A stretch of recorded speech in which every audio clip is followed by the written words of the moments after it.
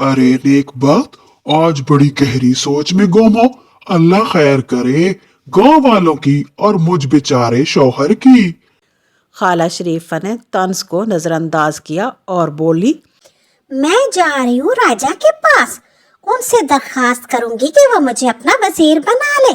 मुझे उम्मीद है वो ऐसा ही करेंगे। ये सुनकर चाचा शेरू का मुंह खुले का खुला रह गया। दूसरी सुबह खाला राजा के दरबार में जाने के लिए घर से निकल खड़ी हुई। सारे वजीर वहां मौजूद थे। खाला बोली, राजा जी, मैं यहाँ पे वजीर बनने आई हूँ। मैं बहुत ज़हीन हूँ। राजा के बोलने से पहले ही राजा का भाई बोला, क्या सुबह सुबह कोई ख्वाब देखे जो मुंह उठाए यहाँ आ गई हो? क्या औरतें भी कभी वजीर बनी? जा के झाड़ू पोछा कर और रोटियां लगा। मगर खाला शरीफा निहायत अदब से बोली, राजा, मैं वाकई बहुत ज़हीन हूँ। मैं ये साबित कर सकती हूँ। आपके मुल्क में 100 में से 99 लोग अंधे हैं। राजा भी ये दावा सुन के हैरान रह गए। राजा ने खाला को 2 दिन की मोहलत दी और कहा, मैं तुम्हें ये एक आदमी देता हूँ खाला शरीफन। ये बंदा 2 फहरिस्तें तैयार करेगा, एक अंधों की और दूसरी देखने वालों की। ठीक है, अब तुम घर जाओ। राजा के भाई को खाला शरीफन की ये गुस्ताखी पसंद न आई। उसने सुबह सवेरे अपना एक मुहाफिज गांव वालों के पास भेजा। उस मुहाफिज ने सबको बताया कि खाला शरीफन को सजा दी जाएगी। अगर वो अपनी जहानत को साबित ना कर सके तो उसको सजाए मौत दी जाएगी, उसका सर काट दिया जाएगा। ये हुक्म वजीर खजाना की तरफ से है, राजा के भाई की तरफ से। अब सारे लोग बहुत परेशान हुए कि ये क्या हो गया। कुछ गांव की औरतें खाला शरीफन को समझाने जा पहुंची। शरीफन, देख अब भी वक्त है। तू जा राजा के पास और उनसे माफी मांग ले और तौबा कर ले। देख, तेरे छोटे छोटे बच्चे हैं। मगर खाला शरीफन अपनी बात पर डटी रही और बोली, कल सुबह तुम लोग भी देख लेना मैं कैसे अपनी जहानत साबित करती हूँ। मुझे किसी बात की कोई परवाह नहीं। उधर राजा के खास वजीर ने उसे बताया कि खाला शरीफन के लिए राजा के भाई ने कितनी सख्त सजा का ऐलान करवाया है गांव में। ये सुनकर राजा को भी बहुत बुरा लगा। राजा ने उसी वक्त अपने भाई को बुलाया और कहा, ये तुमने इतनी सख्त सजा का ऐलान कैसे करवा दिया? क्या तुमने सोचा नहीं कि ये इतनी सख्त सजा इतनी छोटी सी बात के लिए देना क्या ठीक था? आपने ये कैसे कर दिया? राजा का भाई बोला, भाई, मुझे इस बात का बहुत गुस्सा था कि उसने औरत होकर कैसे हमारे दरबार में इतना बड़ा ऐलान कर दिया। मैं उसे मजा चखा कर रहूंगा। मगर राजा ने अपने भाई को डांट दिया और चुप करवा दिया। दूसरी सुबह होते ही खाला शरीफन फलों और सब्जी की टोकरियां उठाए मैदान में बैठ गई छोटी सी दुकान बनाकर, और उसके साथ वो सिपाही भी खड़ा था जिसका काम था अंधों और देखने वालों की फहरिस्तें तैयार करना।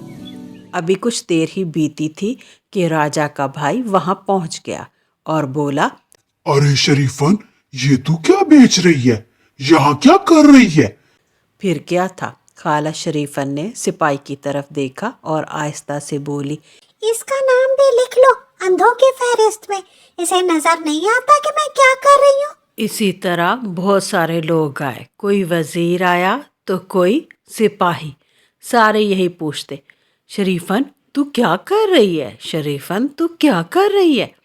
किसी ने भी शरीफन को ये नहीं कहा कि शरीफन तू सब्जी यहाँ बैठी क्यों बेच रही है, और शरीफन भी उनके नाम अंधों में लिखवाती गई।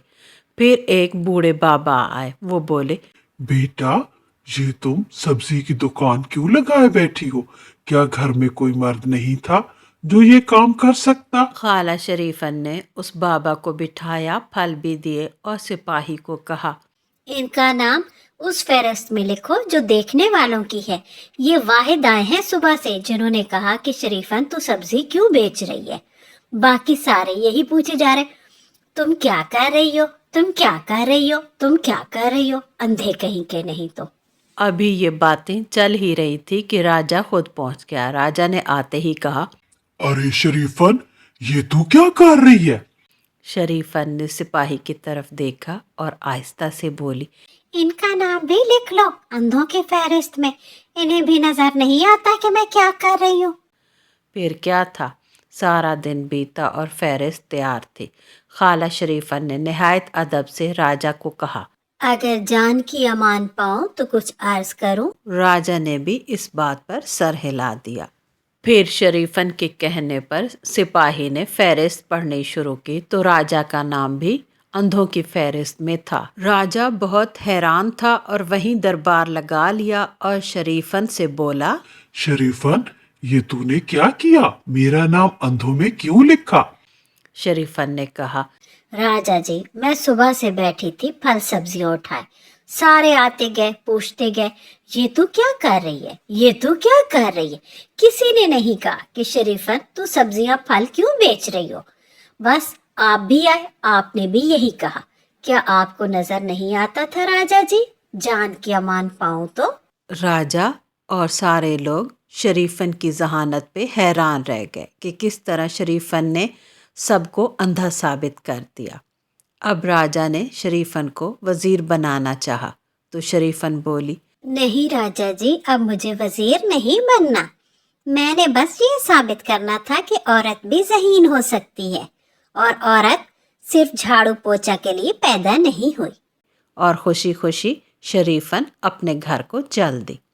अगर वीडियो अच्छी लगे तो प्लीज़ लाइक किया करें। मुझे आपके लाइक्स की, आपकी सपोर्ट की बहुत ज़रूरत है। Thank you.